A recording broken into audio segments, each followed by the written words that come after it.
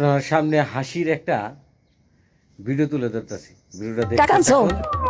আনছি টাকা আনতে গিয়ে তারা কাহিনী যদি রফিক ভাই তার বললোকে ঝগড়া লাগাইছে বললোকে ঝগড়া কইরা হ্যাঁ গেছে গলায় ধরে দিতে তোরা মাইয়া মানুষ কি জিনিস বল আর রাহো তো রফিক ভাইয়ের কথা। দেখে। এই যাও কি নেশা পাতি করছো না তো? আরে ঘুরাস কিনলি আমারে হ্যাঁ আরে টাকা আমার কাছে থাকবে। টাকা দে। এখন থেকে সব টাকা আমার কাছে থাকবে, যেখানে যা খরচ করা লাগে আমি নিজের হাতে খরচ করবো।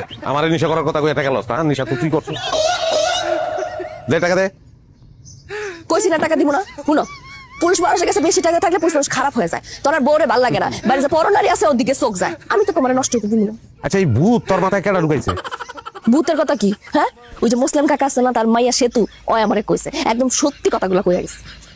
তোরে না মাইরে টানে মারবা, মারো মারো দেখি, মারো।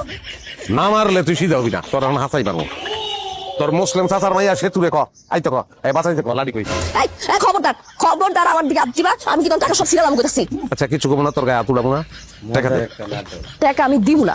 এই টাকা দিয়া আমি নতুন একটা মোবাইল কিনবো, আমি পার্লারে যাবো, তোমার হাত খরচ লাগবো আমি দিতেছি, কিন্তু এর থেকে একটা টাকা তোমার হাতে চাই। তোর মারবো না ছেড়ে দেবো তোরে তালাক দেবো তোরে আমি তালাক দিবা? দাও। নারী নির্যাতনের এমন মামলায় 1400 ভিতরে ঢুকাবো না, নিজের নাম ভুলে যাই। টাকাটা দে রে ভাই তোর মোবাইল কিনতে হলে মোবাইল কিনে টাকা লেগা বাকি টাকা দিয়ে আমার দে অনেক ঝামেলা করতো সারাদিন একটা মানুষ কত সইতে পারে আর জ্বালাস না শুনো, এখন থেকে মনে করবা আমি তোমার ব্যাংক, যখন টাকা লাগবো ব্যাংক রেখবা, দিব, ঠিক আছে? এছাড়া একটা টাকাও আমি তোমাকে দিব না। আল্লাহ রে কি চলমান গজব পাঠাইছো আমার ফ্যামিলিতে